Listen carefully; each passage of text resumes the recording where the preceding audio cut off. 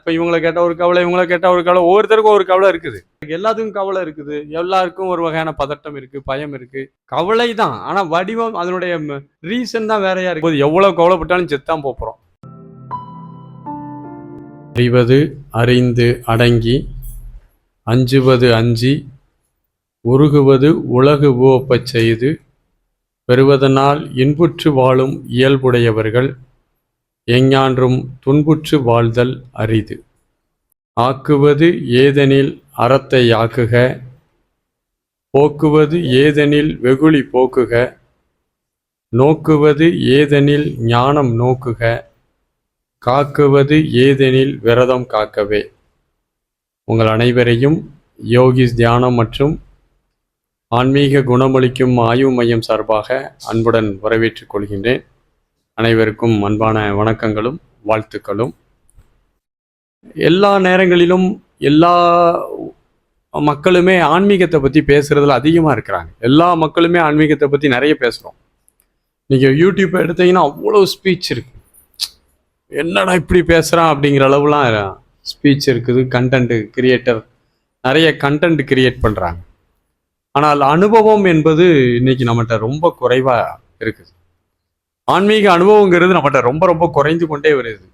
ஆன்மீகத்தை பற்றி பக்கம் பக்கமாக பேசுறதுலையும் அல்லது பக்கம் பக்கமாக நம்ம புத்தகத்தில் படிக்கிறத விட ப்ராக்டிஸ் அப்படிங்கிறது ரொம்ப குறைவாக இருக்குது.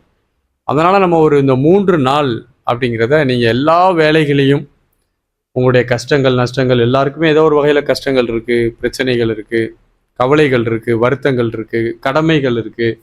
எல்லாத்தையும் விட்டுட்டு நம்ம அங்கே ஒரு 3 நாள் நம்மளை இங்கே அடாப்ட் பண்ணியிருக்கோம். ஸோ இந்த 3 நாளில் முடிந்த அளவு நீங்கள் உங்களை எவ்வளவுக்கு எவ்வளவு தளர்வாகவும் ஓய்வாகவும் வச்சுக்க முடியுமோ வச்சுக்கோங்க. அப்போ நான் வேணால் பாய் விரித்து படுத்துக்கிட்டுமா சார்னு கேட்டுறக்கூடாது. நான் சொல்கிறது தளர்வும் ஓய்வுங்கிறது ஃபிசிக்கலாகவும் நீங்கள் இறுக்கமாக இருக்காதீங்க. மனசில் உள்ளதையும் தூர போட்டுருங்க, எல்லாத்தையும் தூர போடுங்க. என்ன ஆயிர போகுது? எவ்வளோ கவலைப்பட்டாலும் செத்தான் போகிறோம். கவலைப்பட்டதுனால ஏதாவது மாறிட போதா சொல்லுங்க?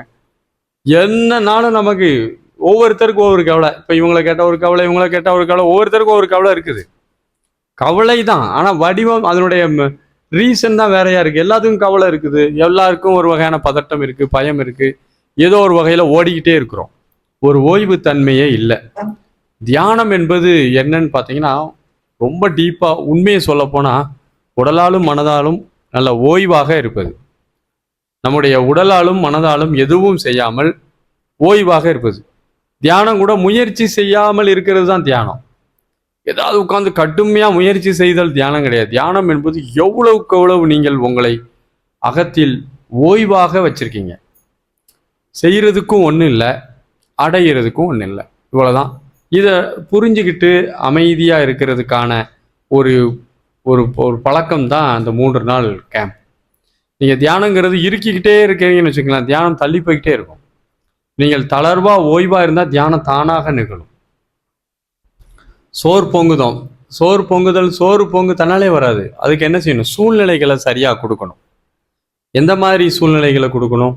முதல்ல அடுப்பை பற்ற வைக்கணும், ஒரு சட்டியை வைக்கணும், தண்ணி நல்லா வச்சு நெருப்பை பற்ற வச்சு கரெக்டான கொதிநிலை வரணும். அதுக்கப்புறம் அரிசியை களைஞ்சி அதில் போடணும். அதுக்கப்புறம் அது குறிப்பிட்ட டைம் கொடுத்து அது நல்லா வெந்த பிறகு தான் சோறு.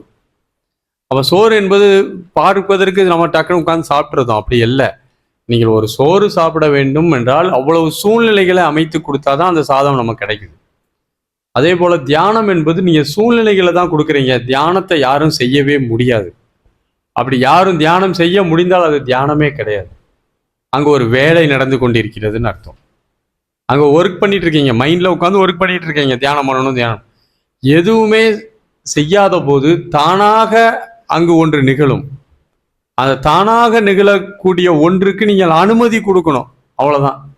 நம்ம மனம் அதுக்கு அனுமதி கொடுக்காமல் நம்மை இழுத்து பிடிச்சு வச்சிருக்குது. தியானம் என்பதற்கு நம்ம ஏதோ ஒரு உட்காந்து செய்கிற வேலைன்னு நினைக்கிறோம். கஷ்டப்பட்டு நம்மளும் தியானம் பண்ணாதான் நல்லது போல இருக்கு. ஊரில் உள்ளவன் எல்லா ஒன்றும் பண்ணுறான், நம்மளும் பண்ணி தொலைஞ்சிருவோம். டாக்டர் வேற ப்ரெஷரு சுகரு அது இதுன்னு சொல்கிறானுங்க. நம்ம என்னத்தையாவது பண்ணி தொலைவன்ட்டு உட்காந்து கட்டுமையாக உட்காந்து காலையில் இறுக்கி கொண்டு உட்காந்து கண்ணை திறந்து பேசுறது போது கூட பரவாயில்லாமல் இருக்கும். நீங்கள் கண்ணை திறந்து ஒருத்தட்ட டிஸ்கஸ் பண்ணுறீங்களா, அது கூட பெட்ரு.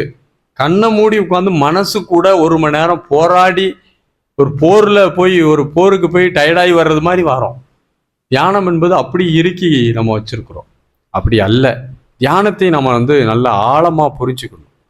தியானத்தினுடைய இயல்பையும் தியானத்தினுடைய தன்மையும் புரிஞ்சுக்கணும். தியானம் என்பது செய்வது அல்ல, எதுவும் செய்யாத போது நிகழக்கூடிய ஒன்று, எதுவும் செய்யாத போது தானாக நிகழக்கூடிய ஒன்று.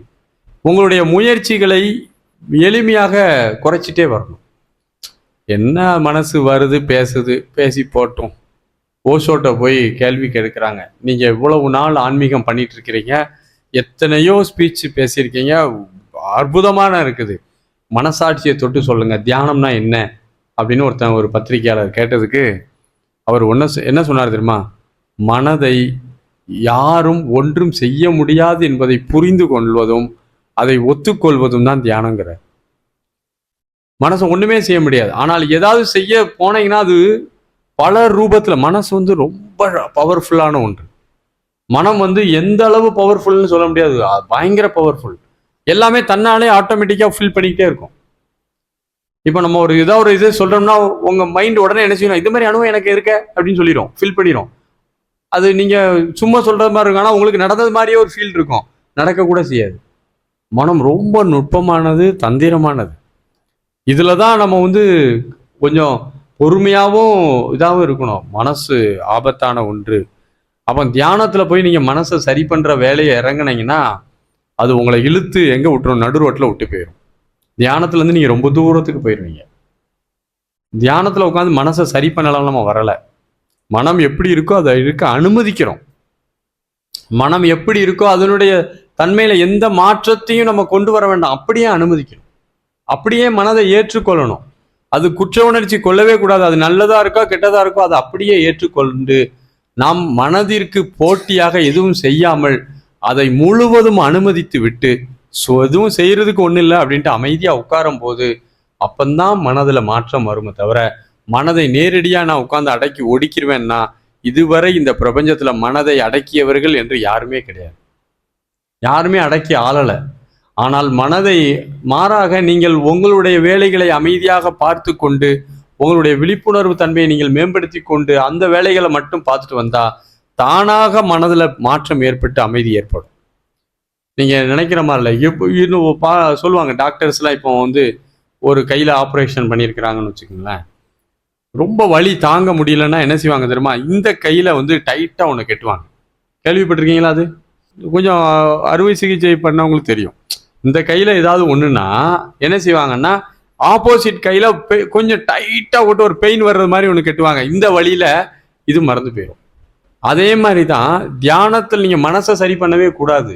அதற்கு பதிலாக மனம் அப்படித்தான் இருக்கும், அதனுடைய இயல்பு அப்படித்தான் இருக்கும். ஆம், அது அப்படித்தான், அதை நான் அப்படியே ஏற்றுக்கொள்கிறேன், அதோட நான் போராடல, அது அதனுடைய இயக்கத்துல முழுவதும் இயங்குறதுக்கு நான் அனுமதிக்கிறேன், எனக்கு எந்த விதமான ஆட்சேபனையும் இல்லை. ஏதேனும் ஆட்சேபனை இருந்ததுன்னா என்ன ஆகும்? வேலை ஆரம்பிச்சிடும். வேலை ஆரம்பிச்சு உட்காந்து கடைசியில் உட்காந்து பக்கம் பக்கமா கட்டுரை எழுதி மனசுலயே கவிதை, கட்டுரை, திரைக்கதை எல்லாம் எழுதி முடிச்சுட்டு எந்திரிச்சா 1 மணி நேரம் போயிருக்கோம். தியானம் பண்ணேன், ஆனால் எனக்கு ஒண்ணுமே கிடைக்கணும்னு ஏன் எதிர்பார்க்கேன்? கிடைக்காது. அப்போ இந்த அளவு நீங்க உங்களை ஓய்வா இருக்கணும். நீங்க உங்களால உடல் அளவுலையும் மனதளவுலையும் தளர்வாகவும் ஓய்வாகவும் நீங்கள் உங்களை அப்பப்போ வைத்துக் கொள்ளணும். கிட்டத்தட்ட ஒரு குடிகாரன் மாதிரி. குடிகாரன் பார்த்தீங்கன்னா அப்படியே தள்ளாடிட்டே நடப்பான். நல்ல உடல், நீங்க நடந்து போறது உங்களுடைய உடல் சுமை நீங்க பாரமா ஃபீல் பண்ணக்கூடாது. அப்படி காத்துல மிதக்கிற மாதிரி நடக்கணும். தளர்வு, உடலுக்குள்ளும் புறமும் தளர்வா இருக்கணும். மனதளவுலையும் அப்படி விட்டுரும், என்னத்த பெரியது போங்க அப்படின்ட்டு அப்படி ஒரு ஃப்ரீனஸ் பண்ணிட்டு நீங்க உடலாலும் மனதாலும் தளர்வா இருக்கிறத அதிகப்படுத்திக்கிட்டே எங்கேயாவது உட்கார்ந்து அமைதியா எந்த முயற்சியும் இல்லாம உட்கார்ந்துருந்தீங்கன்னா தானாக உங்களுக்குள்ள தியானம் நடந்து போயிடும். அதனாலதான் சொல்றேன், தியானத்தை யாரும் ஒருபோதும் செய்யவே முடியாது. அப்படி தியானம்லாம் செய்ய முடியாது. நீங்க தியானம் உங்களுக்கு வருவதற்கான சூழ்நிலை, அந்த சாதம் வருவதற்கான சூழ்நிலையை கொடுக்கும். சாதம் வந்துருச்சு. தியானம் வருவதற்கான புறச்சூழ்நிலைகளை இங்க உருவாக்கிட்டு உட்கார்ந்துட்டு அமைதியா ஓய்வா இருந்தா தன்னாலே நடக்கக்கூடிய ஒன்று.